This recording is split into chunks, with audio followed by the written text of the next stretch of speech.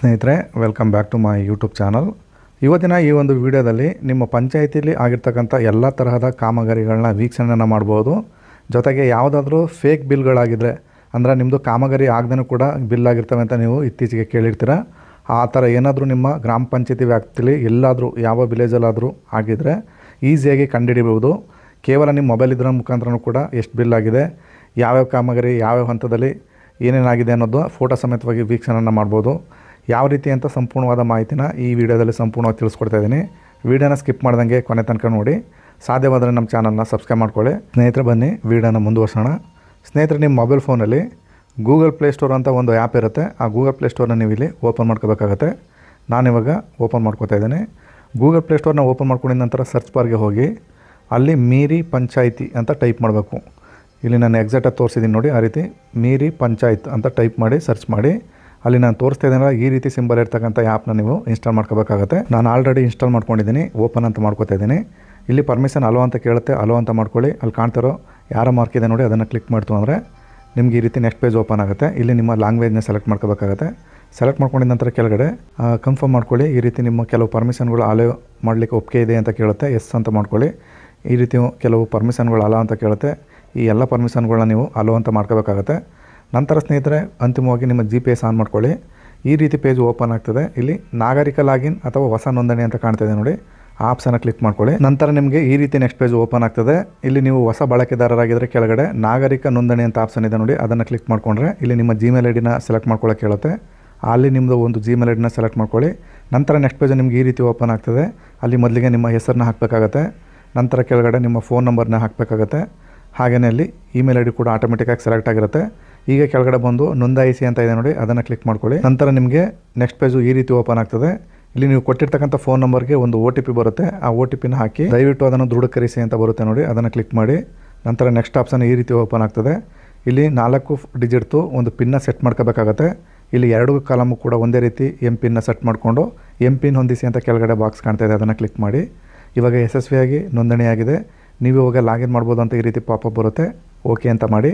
ನಂತರ ಮೇನ್ ಪೇಜ್ಗೆ ಆಟೋಮೆಟಿಕ್ಕಾಗಿ ರೀಡೈರೆಕ್ಟ್ ಆಗುತ್ತೆ.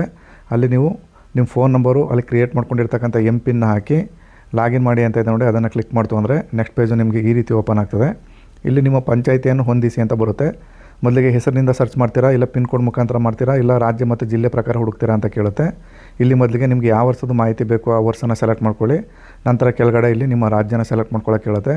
ಅದೇ ರೀತಿ ನಿಮ್ಮ ಜಿಲ್ಲಾ ಪಂಚಾಯತಿನ ಸೆಲೆಕ್ಟ್ ಮಾಡ್ಕೊಳ್ಳೋಕೆ ಹೇಳುತ್ತೆ. ಹಾಗೆಯೇ ನಿಮ್ಮ ತಾಲೂಕು ಪಂಚಾಯತಿನ ಸೆಲೆಕ್ಟ್ ಮಾಡ್ಕೊಳ್ಳಿ. ಅಂತಿಮವಾಗಿ ನಿಮ್ಮ ಗ್ರಾಮ ಪಂಚಾಯತಿನ ಸೆಲೆಕ್ಟ್ ಮಾಡಿಕೊಂಡು ಕೆಳಗಡೆ ನನ್ನ ಪಂಚಾಯಿತಿ ಏನು ಸ್ಥಾಪಿಸಿದೆ ಅಂತ ಆಪ್ಷನ್ ಇದೆ, ಅದನ್ನು ಕ್ಲಿಕ್ ಮಾಡ್ತು ಅಂದರೆ ನಿಮ್ಗೆ ಈ ರೀತಿ ನಿಮ್ಮ ಪಂಚಾಯಿತಿ ಫೋಟೋ ಸಮೇತವಾಗಿ ನೀವು ಯಾವ ಪಂಚಾಯಿತಿ ವ್ಯಾಪ್ತಿಗೆ ಬರ್ತೀರಾ ಆ ಪಂಚಾಯಿತಿ ಡೀಟೇಲ್ಸ್ ಎಲ್ಲ ಇಲ್ಲಿ ಶೋ ಆಗ್ತದೆ. ಸ್ನೇಹಿತರೆ, ನೀವು ಇದನ್ನು ವೀಕ್ಷಣೆಯನ್ನು ಕೂಡ ಮಾಡ್ಬೋದು.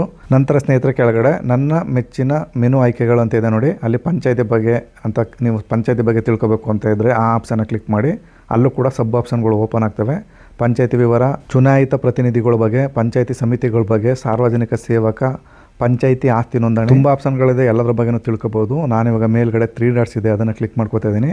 ಅಲ್ಲೂ ಕೂಡ ತುಂಬ ಆಪ್ಷನ್ಗಳು ನಿಮಗೆ ಶೋ ಆಗ್ತಾ ಇದೆ. ನಾನು ಇಲ್ಲಿ ಇಂಪಾರ್ಟೆಂಟ್ ಆಗಿರ್ತಕ್ಕಂಥ 2 ಆಪ್ಷನ್ಗಳ ಬಗ್ಗೆ ನಿಮಗೆ ತಿಳಿಸ್ಕೊಡ್ತೀನಿ. ಇಲ್ಲಿ ನೀವು ನೋಡ್ತಾ ಇರ್ಬೋದು, ಪಂಚಾಯಿತಿ ಅಭಿವೃದ್ಧಿ ಯೋಜನೆಯ ಕೆಲಸ ಚಟುವಟಿಕೆಗಳನ್ನು ಸೂಚಿಸಿ ಅಂತ ಆಪ್ಷನ್ನ ಕ್ಲಿಕ್ ಮಾಡ್ತು ಅಂದರೆ ನೀವು ಏನಾದರೂ ಪಂಚಾಯಿತಿ ವ್ಯಾಪ್ತಿಯಲ್ಲಿ ಕೆಲಸ ಮಾಡಿಸ್ತೀನಿ ಅಂದರೆ ನೀವು ಇಲ್ಲಿ ಬೇಕಾದ್ರೆ ನೋಂದಣಿ ಕೂಡ ಮಾಡ್ಬೋದು. ನಿಮ್ಮ ಪಂಚಾಯಿತಿ ಅಭಿವೃದ್ಧಿಗೆ ಸಂಬಂಧಿಸಿದ ಸಲಹೆಯನ್ನು ಕೂಡ ಇಲ್ಲಿ ಕೊಡ್ಬೋದು. ಹಾಗೆಯೇ ಸ್ನೇಹಿತರೆ, ಅದಕ್ಕಿಂತ ಕೆಳಗಡೆ ಬಂತು ಅಂದರೆ ಇಲ್ಲಿ ಪಂಚಾಯಿತಿ ಅಭಿವೃದ್ಧಿ ಕಾಮಗಾರಿ ಅಂತ ಆಪ್ಷನ್ ಇದೆ ನೋಡಿ, ಅದನ್ನು ಕ್ಲಿಕ್ ಮಾಡ್ತು ಅಂದರೆ ಈ ರೀತಿ ತುಂಬ ಆಪ್ಷನ್ಗಳು ಓಪನ್ ಆಗ್ತವೆ. ಇಲ್ಲಿ ಫುಲ್ ಡ್ಯಾಶ್ಬೋರ್ಡ್ನು ಕೂಡ ಇಲ್ಲಿ ವೀಕ್ಷಣೆ ಮಾಡ್ಬೋದು. ನಾನಿವಾಗ ಇತ್ತೀಚೆಗೆ ನೋಂದಾಯಿತ ಕೆಲಸದ ಪ್ರಗತಿ ಅನ್ನೋ ಆಪ್ಷನ್ನ ಕ್ಲಿಕ್ ಮಾಡ್ಕೋತಾ ಇದ್ದೀನಿ.